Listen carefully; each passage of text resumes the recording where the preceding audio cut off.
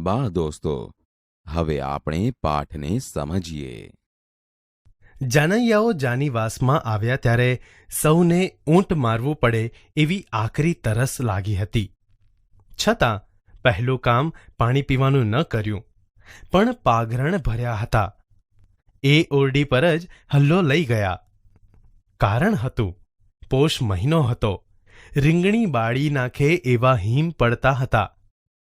તેમાં વળી ભોગજોગે જાનને ઉતારો પણ ભાદરના મધવહેણ ઉપર જડુંબી રહેલા દરબારગઢમાં મળ્યો. પછી તો ટાઢની કાતિલ અસરનું પૂછવું જ શું? હજી તો સમી સાંજ હતી. જાનના સામૈયા પણ નહોતા થયા. ત્યાર પછી જમી કારવી સુવા જવાને તો હજી બહુ એકની વાર હતી. પણ તરસ લાગે ત્યારે કૂવો ખોદવા બેસાય છે? અને આ 50 માણસ વચ્ચે સાવ પાપડ જેવી પાતળી 30 ગોદડી વેવાઈએ આપેલી, એ કોને પૂરી થાય? સૌએ 2 ગોદડા બગલમાં મારીને ઉતારાના મનગમતે ખૂણે સંઘરી દીધા. ખાવાનું ન જડે તો કંઈ નહીં, પણ ઓઢવાનું નહીં જડે તો આખી રાત ઠૂંઠવાવું પડશે. આ સૂત્રને નજર આગળ રાખીને જ આ ગોદડા લૂંટ ચાલી. એલા એ ઓલો ઈચ્છા કાકો, મારો દીકરો વરનો બાપ હોય એટલો રૂઆબ કરે છે, તો એને આજે ગોદડા વિનાનો રખડાવીએ તો જ ખરા. હા હો, ઈ વાત સરસ સૂજી. મારા બેટાને ગોદડા વગરનો રાખીએ તો એને ખબર પડે કે જડ્યાતા ખરા જાનૈયા. ઈ જ લાગનો છે. જેતલસરને જક્સને ચાના એક કપમાં પણ મારે દીકરે આડી જીભ વાવી. કહે કે ઈ તો વેવાઈને માંડવે જઈને જ ચા પીશું. અહીં સ્ટેશનમાં તો ચા મોંઘી દાટ જેવી હોય. એક તો પૈસા વધારે લે ને પાછી સાવ ભૂ જેવી ચા આપે. આમ કહીને આખી જાનને ચા વિનાની જ રાખી. તો આજે એના પર રીગડી કરીએ. વર રાજા ફેરા ફરી લેશે ત્યાં સુધી ઈ તો વેવાઈને માંડવે હશે. એટલે મોડો અહીં આવશે ને આપણે તો 2ની સોળ તાણીને ઘરડ ઘરડ. પછી સામૈયા થયા. વરબેડિયું આવ્યું અને વેવાઈને ઘેર જઈને વરરાજા તોરણ છબી આવ્યા. પણ એ તો વરરાજાને કન્યાનો લોભ હતો. જાનૈયાઓને તો જમ્યા સિવાય બીજો કયો લોભ હતો? પણ ના, આજે તો જાનૈયાઓને જમવાનો પણ એટલો લોભ નહોતો જેટલો ગાદલા ગોદડા સંભાળવાનો લોભ હતો. ખાધું ના ખાધું કરીને જાનૈયાઓ તો ઉતારે આવીને પોતપોતાના ડબલ ગાદલાઓ ઉપર પડ્યા. ઊંચે જીવે આવેલા એટલે ઓળકાર પણ ગાદલા પર સૂઈને જ ખાધા. પછી વેવાણો કલવો લઈને આવી, પણ મારા વાલીડાઓ કોઈ ઊભા ન થયા. રખેને ડીલની હૂંફ આપીને હૂંફાળું બનાવેલું ગાદલું બીજો કોઈ પચાવી પાડે? છાબ લઈને જવા માટે વરના મામાએ જાનૈયાઓને પડકાર્યા. ત્યારે એ પડકારથી જ કેટલાકના નાક ઘરડ ઘરડ બોલવા લાગ્યા. એલાવ, લાપસી કઈ બહુ દાબી છે? તી અટાણમાં સૌનું ધારણ વળી ગયું? પણ જવાબ આપવા જેવી મૂર્ખાઈ કોઈ કરે ખરું? છાબ લઈને પણ વરરાજાના અંગત 5 માણસો જ ગયા. ત્યાં તો પાછળથી બૂમ પડી, પાગરણ ઓછું છે એટલે વેવાઈને કહેજો જટ મોકલી આપે, નહીતર જાનૈયાઓ ટાઢે ઠરશે. વેવાઈએ અંતરિયાળ આડોશી પાડોશીના પટારા ઉઘાડાવ્યા. વાળંદ આવીને ગાદલા ગોદડાનો ઢગલો કરી ગયો. એલા એ, વેવાઈને ઘેર ઓશિકા બોશિકા છે કે પછી એમને એમ જ સૌ સૂવે છે? વાળંદે કહ્યું, ભાઈ સાહેબ, ઓશિકા ન હોય એવું બને, પણ આટલા સામટા માણસને ક્યાંથી પૂરા પડે? પૂરા ન પડે એનો અમને કોઈ વાંધો નથી. ઓશિકાની જગ્યાએ એક ગોદડું મૂકવું પડશે, બીજું શું? સૌએ શહેનશાહના દીકરાઓની જેમ જ લંબાવ્યું. વેવાઈને ત્યાંથી જાન બહુ મોડે જમીને ઉઠી, એટલે પાછળથી માંડવિયાઓ અને એમના પછી પીરસણિયાઓને જમતા બહુ સમય લાગ્યો. પછી વધ્યું ઘટ્યું માંગણ ભિખારીઓને આપવામાં અને ચોકો સાફ કરવામાં રાતના 12 વાગી ગયા. વેવાઈએ વરઘોડાની તૈયારી કરવાનું કહેવડાવ્યું. વરરાજાએ શણગાર સજવા માંડ્યો. ધોતિયાની પાટલી ચીપવામાં જેટલો વખત લાગ્યો એથી 3 ગણો વખત તો સાફાએ લીધો. આજે મોડા ભેગું મોડું કરાવવું હોય એમ સાફાએ પણ જાણે રૂસણા લીધા. કેમે કર્યું વરરાજાના માથા ઉપર ફીંડલું સરખું બેસે જ નહીં. એક વખત બરોબર વીંટાઈ ગયું, પણ અરીસામાં જોતા લાગ્યું કે કપાળ ઉપર વાળના વાંકડિયા જરીક દેખાતા રહેવા જોઈએ, એ નથી રહી શક્યા. બીજી વખત માંડ માંડ એ વાળનું પતાવ્યું ત્યાં છોગા માટે છેડો ટૂંકો પડ્યો. છેવટે જેમ તેમ ફીંડલું મૂકી માથે પીછી ખોસીને વરરાજા તૈયાર થયા ત્યારે રાતના 1નો સુમાર થયો હતો. આ વખતે જાનૈયાઓમાંના ઘણા ખરાઓએ તો એકી ઊંઘ પણ ખેંચી કાઢી હતી. આવી 3 ગોદડા અને 2 ગાદલાની હૂંફ ક્યાંથી મળે? વરઘોડો ચડ્યો ત્યારે બહુ ઓછા જાનૈયાઓ જાગતા હતા. વર, અણવર, વરના બાપ અને લૂણ ઉતારનાર 1-2 છોકરીઓ. સારું થયું કે માંડવિયા સ્ત્રી પુરુષો મોટી સંખ્યામાં આવી પહોંચ્યા હતા. હથેવાળો થતાં પણ બહુ વાર લાગી. 2 બ્રાહ્મણો સોપારીના ભાગ વહેંચવામાં વઢી પડ્યા. તે 1 કલાકે તેમની વચ્ચે સમાધાન થયું. પછી કન્યાદાન દેવાયું, હથેવાળો પત્યો એટલે ચોરીના થાંભલા ખોળાવા શરૂ થયા. રાતના 2:30 વાગ્યા હતા. ટાળ કહે કે મારું જ કામ. વરરાજાએ તો લાંબા ડગલાની નીચે એક ગરમ બંડી ચઢાવી લીધી હતી, એટલે બીક જેવું નહોતું, પણ કન્યાને હજી હમણાં જ નવડાવી હતી, તેથી આ ઠારને લીધે થરથર ધ્રુજતી હતી. તેના વાંસાની ધ્રુજારીને લીધે તે પર અઢેલીને પડેલ તેની બહેનનો હાથ જ્યારે થરથર્યો ત્યારે એણે શાલ લાવીને કન્યાને લપેટી લીધી. આ ટાણે જાનીવાસામાં જાનૈયાઓ 1 પડખું ઊનું થવાથી 16માં હળવેકથી બીજું પડખું ફેરવતા હતા. ઈચ્છા કાકા પાસે સોપારીની થેલી હોવાથી માંડવિયાઓ તેમનો જીવ ખાતા હતા. કેટલીક સ્ત્રીઓએ તો ગીતમાં પણ ઈચ્છા કાકાને ઝડપ્યા. જોયું રે ઈચ્છા તારું મોટપણું રે, તે તો સોપારીના કટકા સારું હેઠું જોયું રે. ઠંડીમાં ઈચ્છા કાકા ધ્રુજતા હતા, છતાં આ લીટીઓ સાંભળતા ધન્યતા અનુભવી રહ્યા હતા. વરઘોડિયા ફેરા ફરી રહ્યા એટલે સૌ જાનીવાસા તરફ ઉપડ્યા. સૌથી મોખરે વાળંદ કિટસન લાઇટ લઈને ચાલતો હતો. પાછળ વરઘોડિયા, એની પાછળ અણવર, ઈચ્છા કાકા અને બીડા લેવા માટે વેવાઈ પક્ષનો સ્ત્રી વર્ગ ચાલતો હતો. ઉતારામાં અત્યારે નસકોરાનો અવાજ ન ગણીએ તો સાવ શાંતિ હતી. ગોર મહારાજે ગોત્રેજના ચાંદલા આગળ દીવો કર્યો અને 2 માટલીઓ ગોઠવી. વરઘોડિયા કોડી રમવા બેઠા. ઈચ્છા કાકાએ પોતાનો સોંપાયેલો હવાલો હજી છોડ્યો નહોતો. કોડીની રમત રમાઈ રહી એટલે વેવાણોએ બીડા માંગ્યા. ઈચ્છા કાકા સિવાય બીજો કોઈ પણ માણસ એવી શક્તિઓ નહોતો ધરાવતો જેને નાણાં વિષયક જવાબદારી સોંપી શકાય. હવે બન્યું એવું કે બીડા લેનારી વેવાણોની સંખ્યા ધાર્યા કરતાં ઘણી મોટી નીકળી પડી. એ સૌને જુદી જુદી રકમના બીડા જમણા હાથની મુઠ્ઠીમાંથી ડાબી હથેળીમાં બરોબર 2 વખત ગણીને આપવા જતા ઘણો સમય વીતી ગયો. વરરાજાને તો આખા દિવસનો નકરડો ઉપવાસ હતો અને ઠેઠ મોડેથી ફરાળ મળ્યું હોવાથી એમાં કાંઈ સોદરી વળી નહોતી. એ તો થાકોડાને લીધે કડકડતું ધોતિયું અને બોસ્કીના પહેરણ સોતા કરચલી પડવાની પણ બીક રાખ્યા વિના ખાટલામાં પડ્યા. અણવર પણ આખા દિવસની ઓનરરી માનાર મજૂરી કરી હોવાથી થાકીને ટેં થઈ ગયો હતો. તેમણે પણ જગ્યા કરીને લંબાવ્યું. વરના બાપા તો આગલી રાતે રૂપિયાની કોથળીઓ ગણવા આડે ઊંઘી જ નહોતા શક્યા. તેમાં વળી આજની પણ પોણી રાત ભાંગી. આજના ખર્ચનો હિસાબ આવતી સવારે લખવાનું નક્કી કરી તેમણે પણ કબજો ઓશિકા નીચે મૂક્યો. લુણાગરી છોકરીઓ તો આમેય ઊંઘતી જ હતી. એ તો બિચારી આવતા વેત જ ઢળી પડી.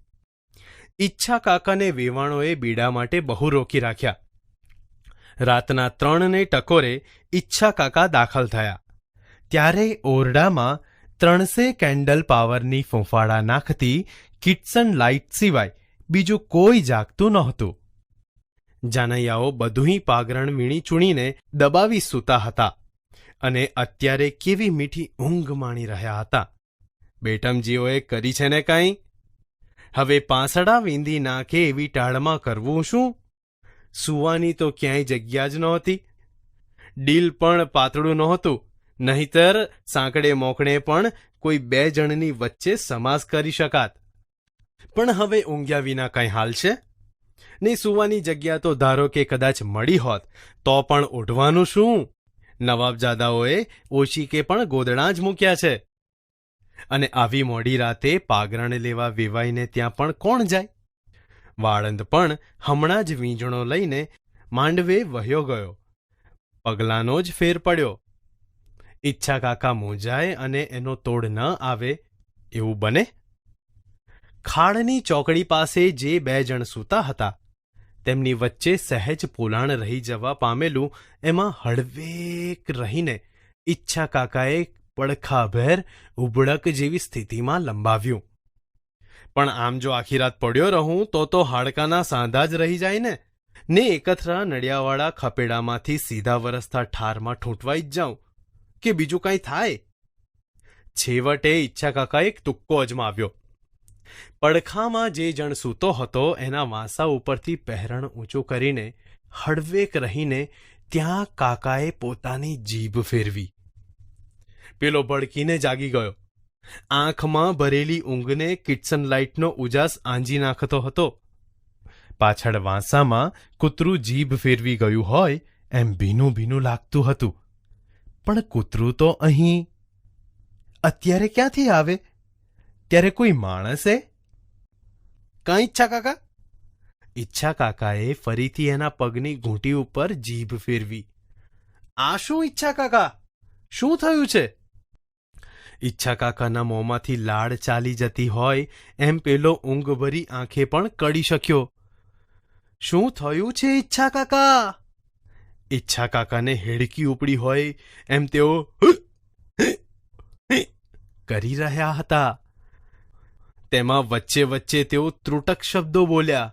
તમે કોઈ જરાય ગભરાતા નહીં હો.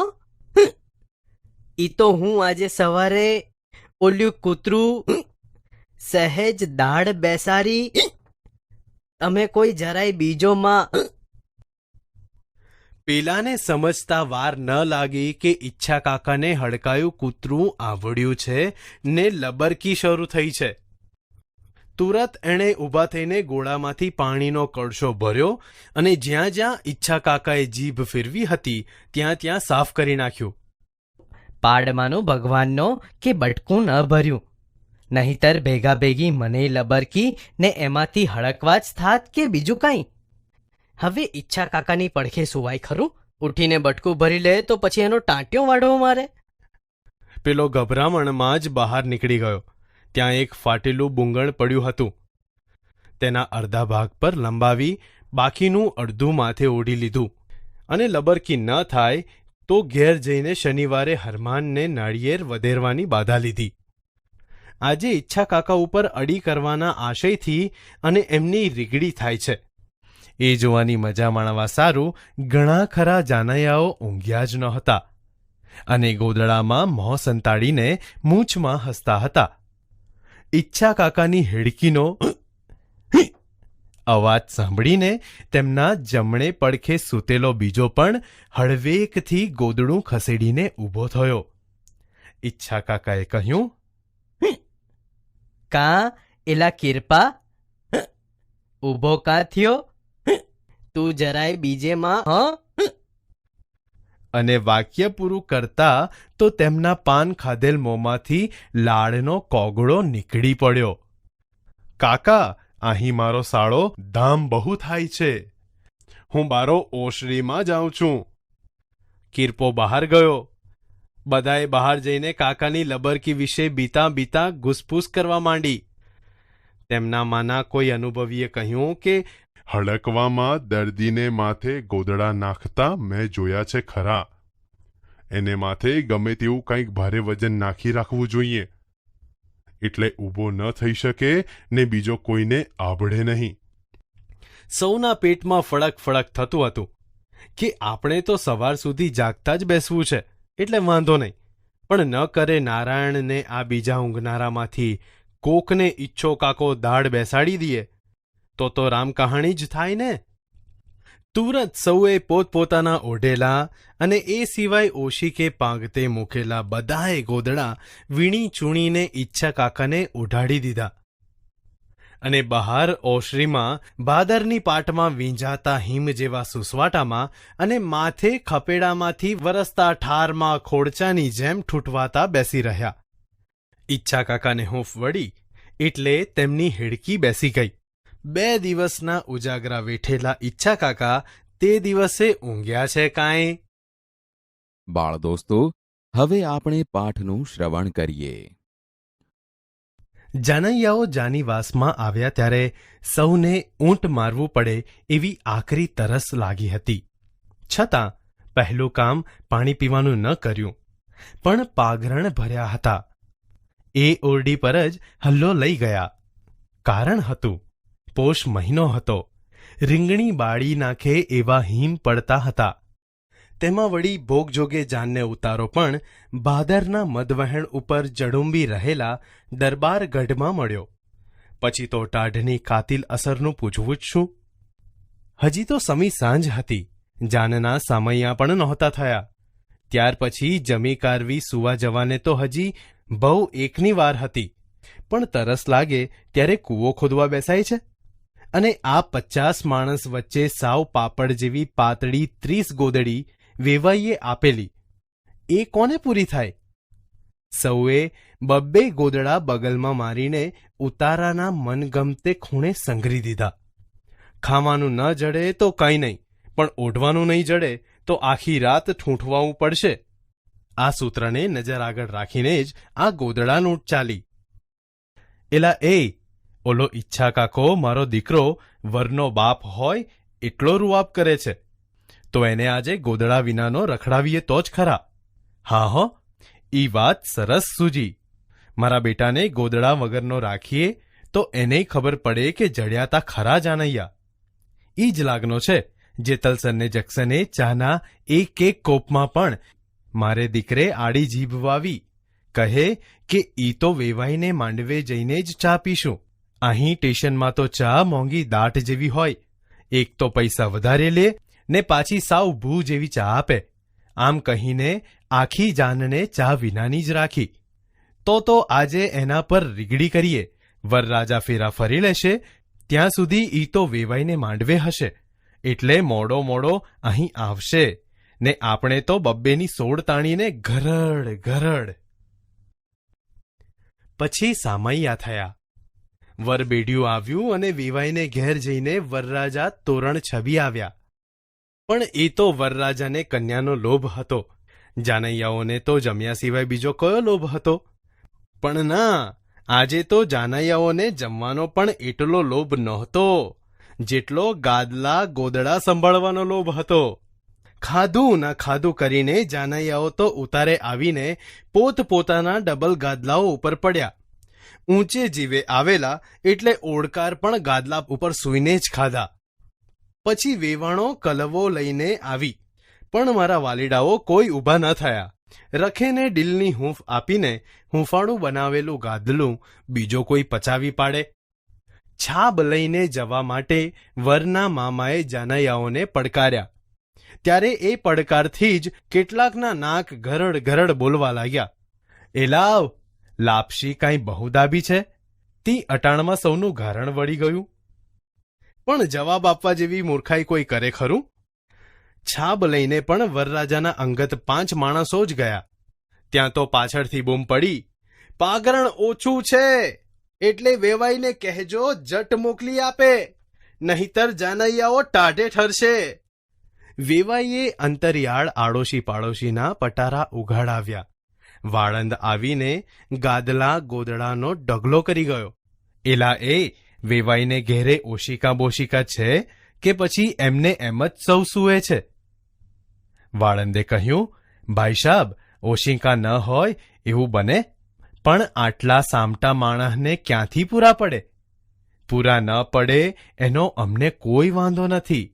ઓશિકાની જગ્યાએ એક એક ગોદડું મૂકવું પડશે, બીજું શું?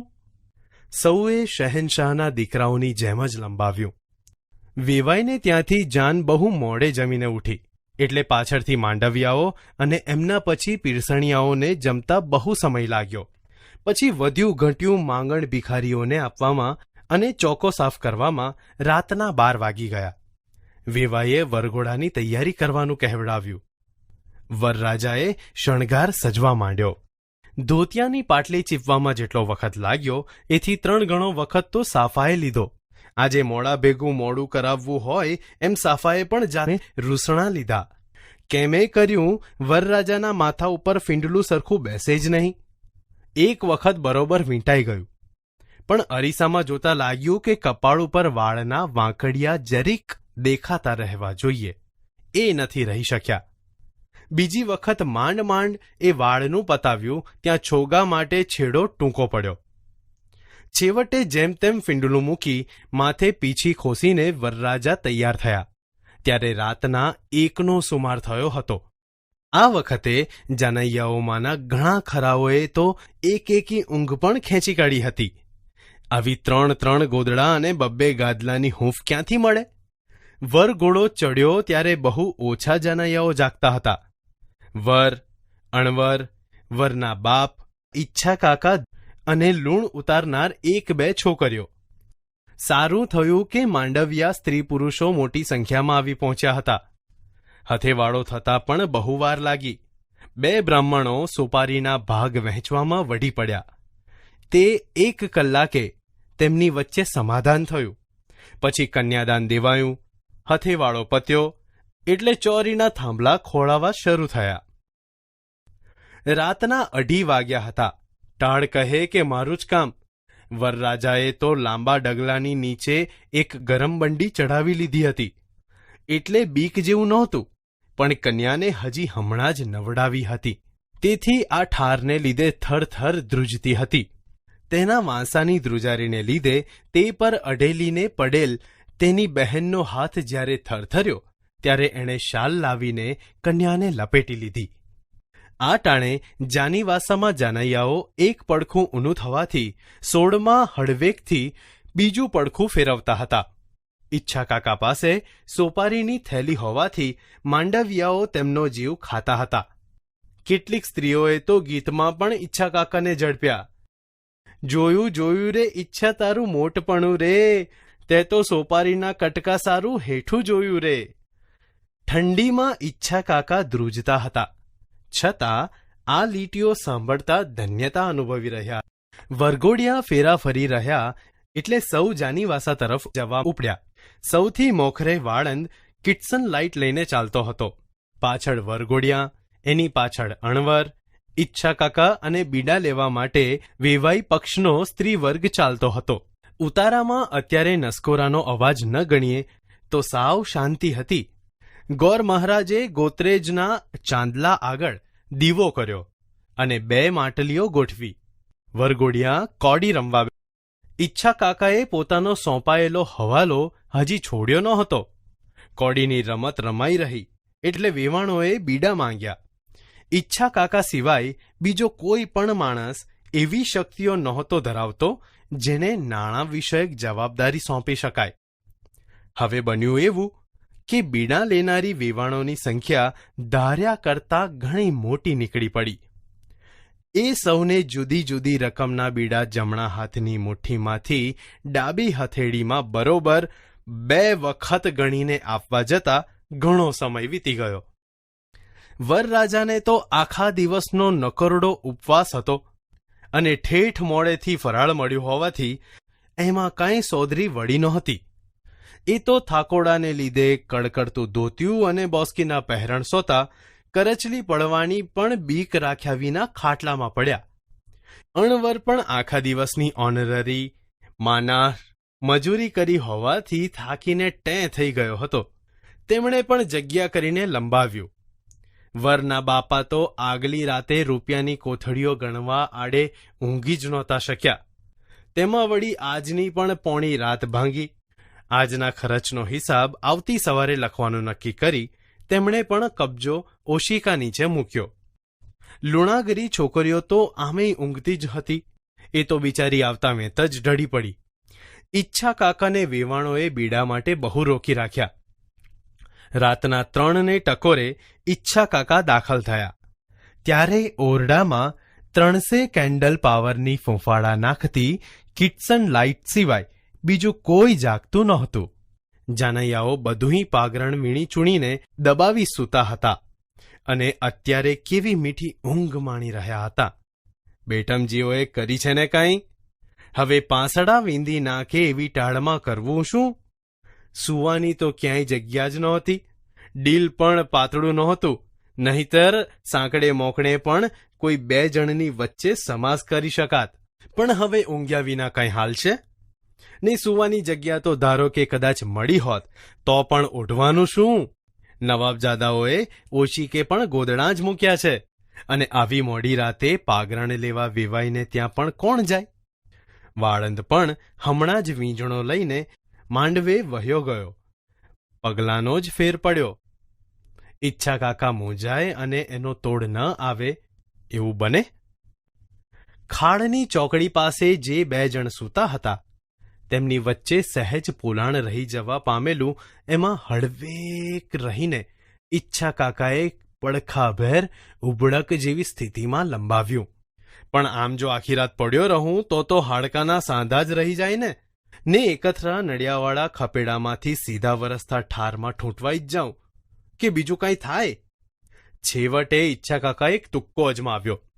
પડખામાં જે જણ સૂતો હતો એના વાંસા ઉપરથી પહેરણ ઊંચું કરીને હળવેક રહીને ત્યાં કાકાએ પોતાની જીભ ફેરવી. પેલો ભડકીને જાગી ગયો. આંખમાં ભરેલી ઊંઘને કિટસન લાઇટનો ઉજાસ આંજી નાખતો હતો. પાછળ વાંસામાં કૂતરું જીભ ફેરવી ગયું હોય એમ ભીનું ભીનું લાગતું હતું. પણ કૂતરું તો અહીં અત્યારે ક્યાંથી આવે? ત્યારે કોઈ માણસે? કાં ઈચ્છા કાકા? ઈચ્છા કાકાએ ફરીથી એના પગની ઘૂંટી ઉપર જીભ ફેરવી. આ શું ઈચ્છા કાકા? શું થયું છે? ઈચ્છા કાકાના મોંમાંથી લાળ ચાલી જતી હોય એમ પેલો ઊંઘભરી આંખે પણ કડી શક્યો. શું થયું છે ઈચ્છા કાકા? ઈચ્છા કાકાને હેડકી ઉપડી હોય એમ તેઓ કરી રહ્યા હતા. તેમાં વચ્ચે વચ્ચે તેઓ ત્રુટક શબ્દો બોલ્યા. તમે કોઈ જરાય ગભરાતા નહીં હો? ઈ તો હું આજે સવારે ઓલ્યું કૂતરું સહેજ દાઢ બેસારી.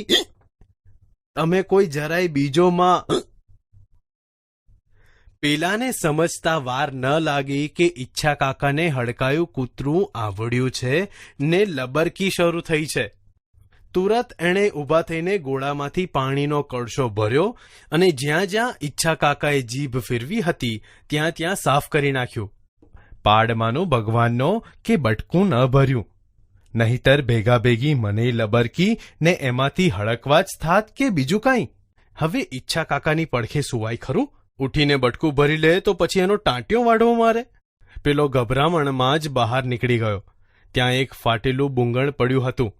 તેના અડધા ભાગ પર લંબાવી બાકીનું અડધું માથે ઓઢી લીધું અને લબરકી ન થાય તો ઘેર જઈને શનિવારે હરમાનને નાળિયેર વધેરવાની બાધા લીધી. આજે ઈચ્છા કાકા ઉપર અડી કરવાના આશયથી અને એમની રીગડી થાય છે.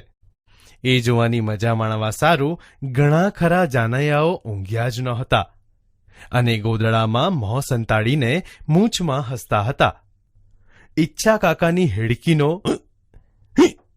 અવાજ સાંભળીને તેમના જમણે પડખે સૂતેલો બીજો પણ હળવેકથી ગોદડું ખસેડીને ઊભો થયો. ઈચ્છા કાકાએ કહ્યું, કાં એલા કિરપા, ઊભો કાં થયો? તું જરાય બીજેમાં હ?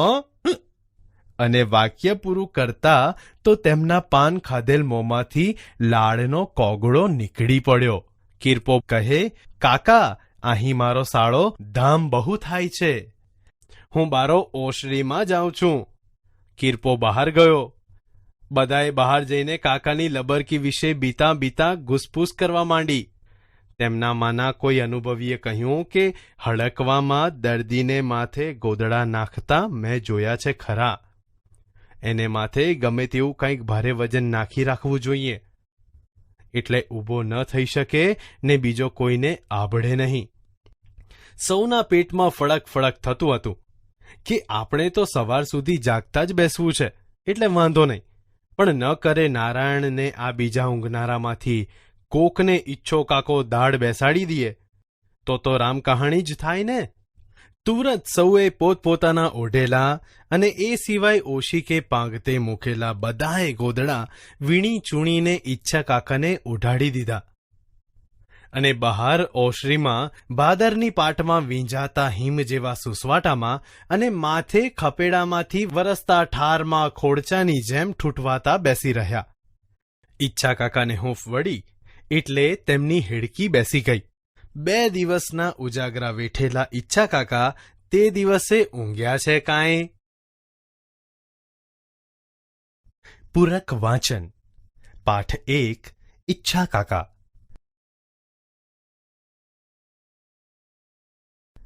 ઈચ્છા કાકા એ હાસ્ય વાર્તા છે જેના લેખક છે શ્રી ચુનીલાલ કાળીદાસ મડિયા.